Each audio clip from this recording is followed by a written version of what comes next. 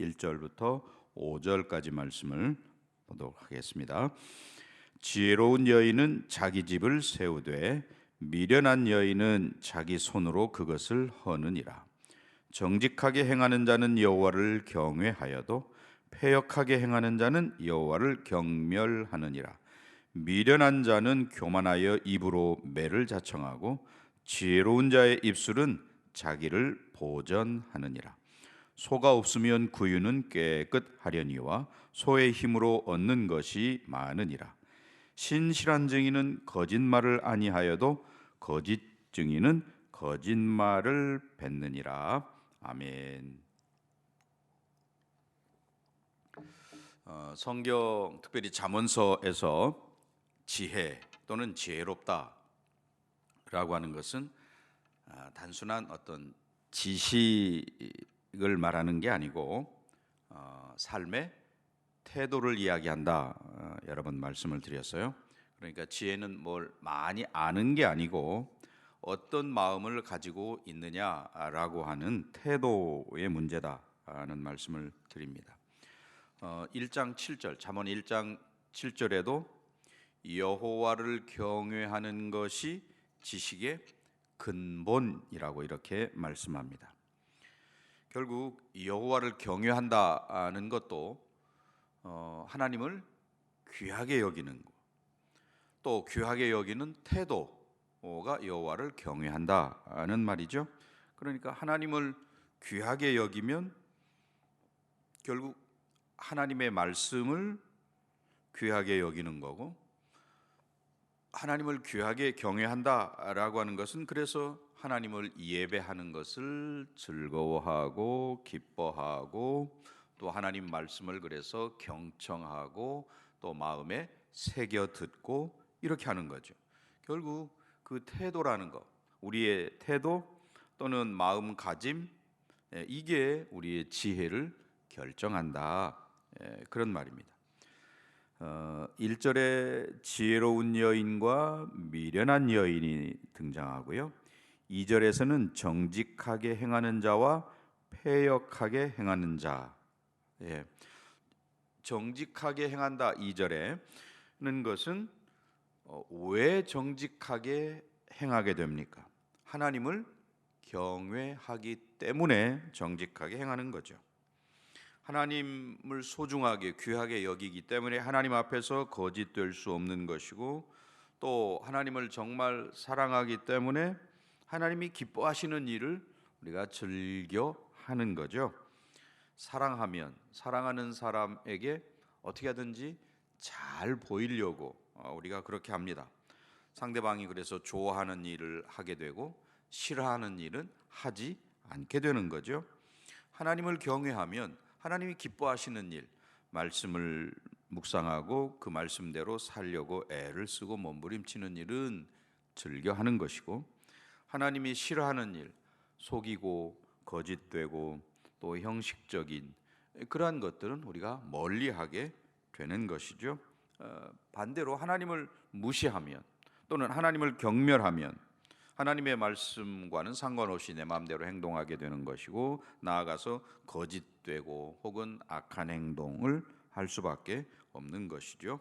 그러니까 하나님을 귀하게 여기는 사람은 지혜로운 사람이고, 하나님을 경멸하거나 하나님을 무시하거나 하나님 없다고 생각하는 사람은 미련한 자라고 이렇게 이야기합니다.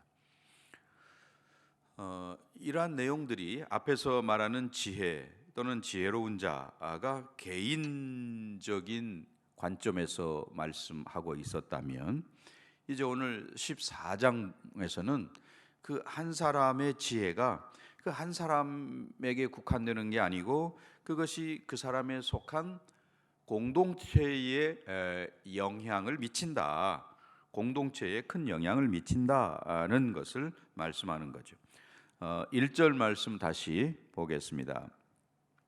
지혜로운 여인은 자기 집을 세우되 미련한 여인은 자기 손으로 그것을 허느니라 그랬습니다. 지혜로운 여인이 집을 세운다는 것은 뭐 1차적으로 지혜로운 아내는 자기 남편에게, 또 지혜로운 어머니는 자녀들에게 현숙한, 그리고 정말 가정을 잘 세우는 그런 사람이다 라는 이야기이고요.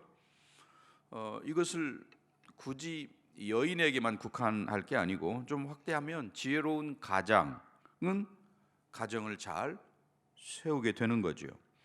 또는 뭐 지혜로운 선생님은 학생들을 잘 세우는 거예요. 주일학교 교사로서 지혜로운 교사는 맡겨진 학생들을 믿음으로 잘 세우게 되는 거죠.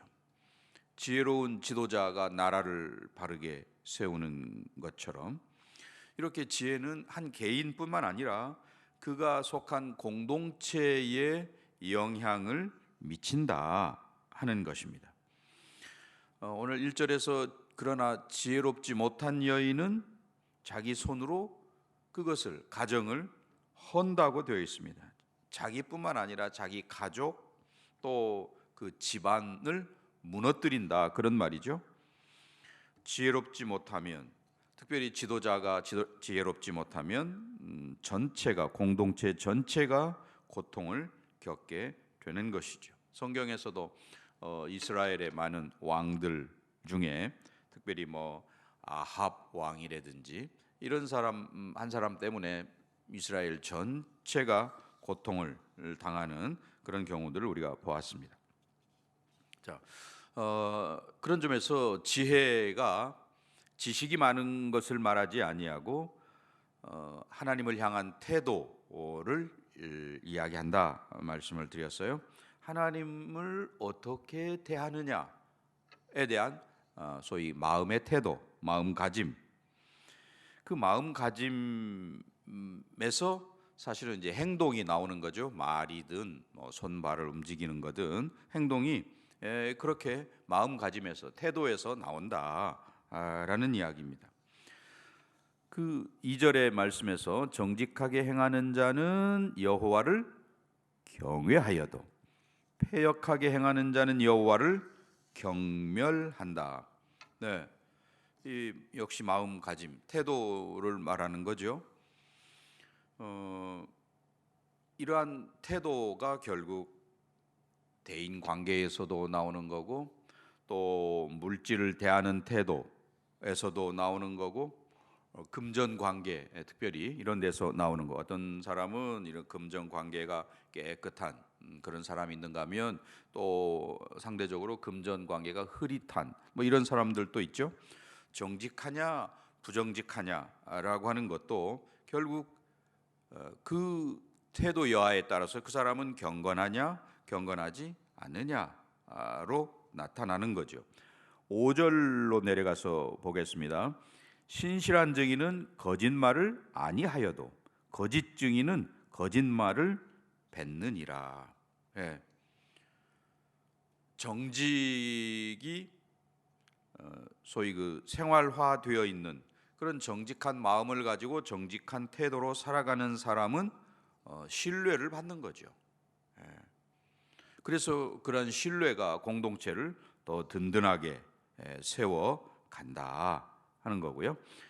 3절 말씀도 보겠습니다. 3절 미련한 자는 교만하여 입으로 매를 자청하고 지혜로운 자의 입술은 자기를 보전하느니라.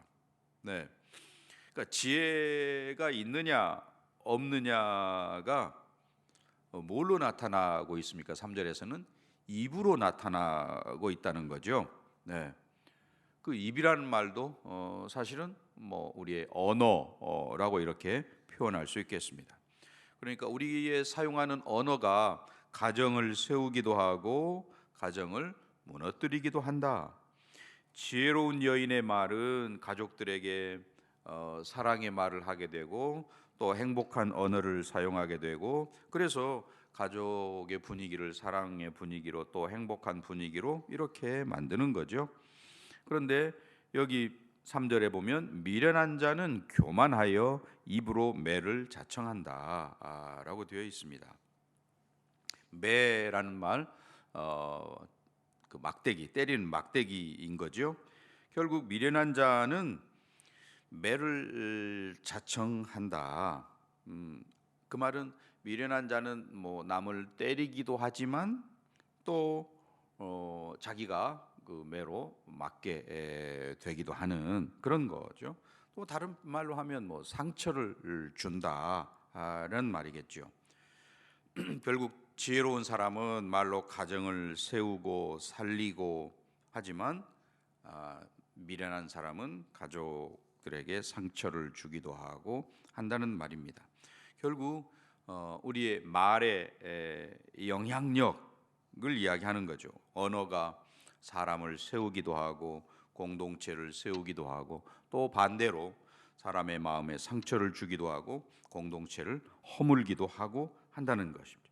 그런 점에서 오늘 하루도 우리 입을 통해서 지혜로운 말이 나올 수 있는 저와 여러분이 되시기를 바랍니다. 4절에 보면 소가 없으면 구유는 깨끗하려니와 소의 힘으로 얻는 것이 많다 그랬습니다. 외양간에 소가 없다 그러면 그 소에게 여물을 줄 일도 없을 것이고 또 소에서 나오는 배출물도 없을 것이고 그러니 깨끗할 뿐만 아니라 수고하고 애쓸 필요도 없겠지요. 그 대신 소출 또한 없다 그런 말입니다. 사실 사람이 할 수 없는 일을 소가 하잖아요. 밭을 간다든지 그런 힘든 일들을 소가 대신 하는데 그런 소가 없기 때문에 수고의 대가를 거둘 수 없다. 잠언 앞에 13장 4절 말씀에서도 게으른 자는 마음으로 원하여도 얻지 못하나 부지런한 자의 마음은 풍족함을 얻느니라 그랬습니다. 결국 가장 지혜롭게 사는 것은 하나님을 의식하고 사는 거죠. 하나님을 경외하며 사는 것이죠.